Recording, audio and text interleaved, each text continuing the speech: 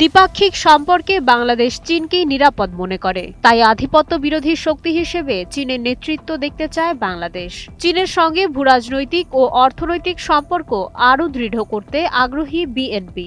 18 জুলাই শনিবার রাজধানীর pan Pacific Sonargaon হোটেলে আয়োজিত এক আলোচনা সভায় একথা জানান মির্জা ফখরুল ইসলাম আলমগীর। মির্জা ফখরুল জানান, চীনের সঙ্গে বিএনপির আদর্শিক মিল রয়েছে।